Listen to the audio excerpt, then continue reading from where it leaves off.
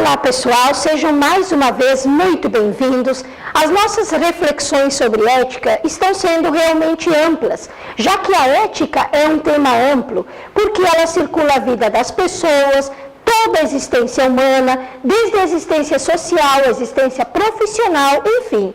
A ética faz parte da vida de todo o ser humano, portanto, de todos nós. Nós começamos estudando o conceito de ética, ou seja, em primeiro lugar, nós queríamos saber e soubemos o que é ética, o que ela significa. E vimos que ética trata de questões fundamentais da vida do ser humano. Por exemplo, qual é o sentido da nossa vida? Qual é o sentido da nossa liberdade? Quais são os nossos deveres? Se temos direitos, ora, temos também deveres. Mas quais são esses nossos deveres? E por isso nós vimos que a ética tem relação profunda com uma sociedade. Por quê? A sociedade ética, ela precisa ser justa, livre, solidária, enfim, precisa ter as virtudes fundamentais de um meio social, já que as pessoas que ali convivem são livres. E as regras, normas e leis são fundamentais para reger este conjunto de liberdades que está presente no meio social. Mas a ética também está presente no meio empresarial. E aí nós falamos, por exemplo, de todas as atitudes de um líder que precisam ser fundamentais na vivência da ética e, é claro, o trabalho em equipe, as relações humanas, a competência profissional, que vai muito além de um conhecimento científico e técnico, mas ela está baseada em um humanismo também que eu preciso ter na minha atuação profissional. E aí sim nós falamos em competências, habilidades e atitudes. Em outro momento nós vimos também sobre a consciência ética. E vimos que a nossa consciência é um poder fundamental que temos, já que somos seres racionais. O ser racional é aquele que conhece o mundo, pode discernir entre o que é certo e o que é errado, mas esta vontade, esta liberdade, esta racionalidade precisa do papel fundamental da consciência. E uma consciência bem formada é aquela que tem no topo da escala de valores a humanização, a ética, a justiça, e nesses valores a consciência está baseada e também vai julgar as nossas ações. Então já vimos dois temas fundamentais, mas é claro, precisamos agora estudar a ética vinculada a dois temas que são centrais na vida em sociedade: a política e os direitos humanos. Então, ética, política e direitos humanos. Mas nós vamos começar estudando um pouco sobre a política. O que é política? Qual é a relação entre política e poder? Política vem do grego polis, que significa cidade. Por isso, política significa a vida em comum, a busca do bem comum no meio social. Já em uma primeira aula, nós vimos, por exemplo, Platão e Aristóteles. E quando estudamos Platão e Aristóteles, eles são os filósofos representantes do conceito de polis. Por quê? São filósofos gregos antigos que, em suas grandes obras, como a República, a Política, a República de Platão, a Política de Aristóteles, está descrito uma cidade ideal, uma cidade onde os cidadãos tenham seus direitos garantidos. E aí nós falamos de política enquanto busca do bem comum, enquanto polis, enquanto cidade, enquanto coletividade. Mas qual é a relação entre política e poder? Mas o que é poder? Primeiro, poder significa o poder de ter uma ação sobre o outro, sobre a natureza. Eu posso produzir efeitos, seja sobre o meio em que vivo, seja sobre o outro ser humano. Isso significa poder. Em termos mais simples e em exemplos. Por exemplo, quando surgiu toda a face da ciência, a partir do século XIX, XX, toda a exaltação da ciência que tivemos, se dizia o quê? O ser humano vai conhecer o mundo para ter poder sobre o mundo. Quer dizer, por meio da ciência, ele pode produzir efeitos sobre o mundo. Ter poder significa ser capaz de produzir algum efeito através das minhas ações. Então, o ser humano poderia produzir algum efeito com relação à natureza, mas aí temos um problema. O poder, ele precisa ser bem analisado, ele precisa ser bem vivido. Por quê? Senão eu vou dominar a natureza, eu vou manipular a natureza. Quando, na verdade, ter poder de exercer uma ação sobre a natureza significa saber utilizar esta natureza para o desenvolvimento da sociedade. Mas o problema maior mora quando nós falamos, por exemplo, na relação entre poder sobre um outro ser humano. Por quê? Quando se exerce poder sobre um outro ser humano, nós precisamos ter o máximo de cuidado. E aqui entra o papel fundamental da política, enquanto bem comum, vida na coletividade. A política precisa entender o poder como um serviço prestado à sociedade em nome do bem comum. Serviço prestado à sociedade em nome do bem comum. Isto é política. Então vejam, quando o poder é bem compreendido, ele passa a ter um outro sentido, porque aí eu vou ter poder sobre os outros seres humanos, mas eu não vou entender esse poder como dominação, como manipulação, e sim como busca de um bem, de um foco comum que nós temos. Mas falamos em 3 principais tipos de poderes no meio social. Nós temos o poder econômico, por exemplo, que garante a força produtiva.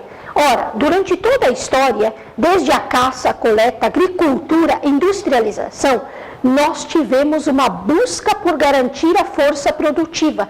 Os seres humanos precisam produzir para poder sobreviver e manter a sociedade. Por isso, o poder econômico ele é fundamental, mas muitas vezes, quando não se entende bem o poder econômico, ele pode se tornar também uma forma de manipular o outro pelos bens econômicos que eu possuo. Então, por exemplo, ora, eu tenho mais bens econômicos do que você. Em consequência, eu me acho mais no direito de ter acesso aos bens culturais, de ter acesso à educação. E passamos a saber que o poder econômico tem grande importância na sociedade. Mas, mais uma vez, o poder econômico precisa ser bem entendido. Ele não pode servir de manipulação, de dominação pela posse que eu possuo. Mas ele precisa me servir, então, como vivência na sociedade e garantia da força produtiva para todos. Então, poder econômico. Poder ideológico. Poder das ideias. As ideias têm grande poder em um meio social. Por exemplo, por meio das ideias que conduzam ao desenvolvimento social de todas as pessoas, eu posso conduzir as pessoas para um maior bem no meio social, no meio profissional. No entanto, quando um pequeno grupo dominante, seja ele dominante por questões econômicas ou por questões políticas, quando esse grupo se reúne e decide, ora, nós temos essas ideias, mas que vêm a favor dos nossos privilégios.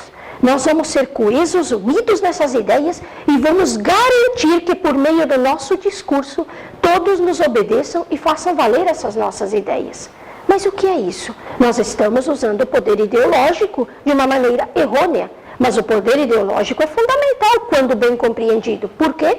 Este grupo de ideias pode garantir a coesão das pessoas no meio social. A união, quer dizer, eu conhecendo as ideias presentes nessa sociedade, estas ideias que são boas sendo disseminadas, nós vamos garantir uma sociedade melhor.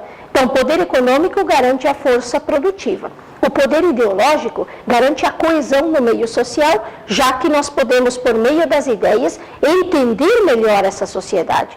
E o poder político? O poder político, ele garante a convivência nessa sociedade. Ele garante a convivência por meio das normas, por meio das regras, por meio das leis, das mais variadas maneiras, ele garante esta mesma convivência. Então, nós falamos de ética, política, direitos humanos, política e poder, o fenômeno do poder, poder econômico, poder político, poder ideológico, mas nós precisamos lembrar que quando falamos em ética e falamos em política, portanto, falamos na união de 2 questões que são fundamentais, de 2 partes fundamentais da vida do ser humano. Porque nós, enquanto seres humanos, já nos dizia Aristóteles, e de novo nós lembramos daquele autor, daquele filósofo grego, ele nos dizia que nós somos, por excelência, seres sociais. Ora, se nós somos, por excelência, seres sociais, nós vivemos em uma sociedade. Mas que sociedade nós vivemos? Em que sociedade nós vivemos? A nossa primeira sociedade é a própria família. Na família nós temos o primeiro berço social. Da família nós vamos à sociedade em geral, nós vamos ao grupo de amigos, nós vamos à escola. Desta outra sociedade nós vamos a uma associação que é a empresa. E aí novamente os relacionamentos humanos. Mas nós precisamos lembrar também que, sobre tudo isso, há a política. E aí nos vem a ideia de Estado, por exemplo. Porque o que é o Estado? O Estado vem do latim status, que significa estar sobre uma sociedade para regê-la. Quer dizer, o Estado, está regendo, administrando uma grande sociedade. Por quê? Dentro de uma sociedade, todas as pessoas são livres. Todas as pessoas são livres ao agir, ao pensar, ao decidir, escolher. Mas será que as pessoas podem agir de qualquer maneira? Escolher como bem querem em nome dos seus privilégios? Não. Então o Estado, ele se apresenta como aquele que vai administrar, vai reger as liberdades. E nós tivemos ao longo da história diferentes tipos de Estado. Por exemplo, nós tivemos o Estado absolutista. O que era o Estado absolutista? Aquele Estado em que nós tínhamos um soberano absoluto. Isto é representado, por exemplo, em grandes obras como Thomas Hobbes, que escreve o Leviatã, aquele monstro do poder, que evita que as pessoas se devorem entre si na sociedade. Maquiavel, que escreve o Príncipe, e vai dizer que o príncipe, para manter o poder, ele pode se utilizar de todos e quaisquer meios para que ele possa estar no poder, ser o soberano absoluto. Por isso não havia leis, normas, regras, a própria lei, a própria regra estava no soberano. Mas nós tivemos também, por exemplo, o Estado liberal. E o Estado liberal, ele é baseado em toda uma outra estrutura. Por quê? Nós não queremos mais um soberano absoluto, porque agora entendemos que as pessoas são capazes de viver em sociedade por meio do que chamamos de contrato social. E por isso agora vão valer outras regras. Por exemplo, o individualismo. Quando nós falamos em individualismo, nós falamos olhar cada indivíduo e não entender o ser humano apenas como uma coletividade. Propriedade privada, quer dizer, o ser humano passa a ter uma propriedade que é dele.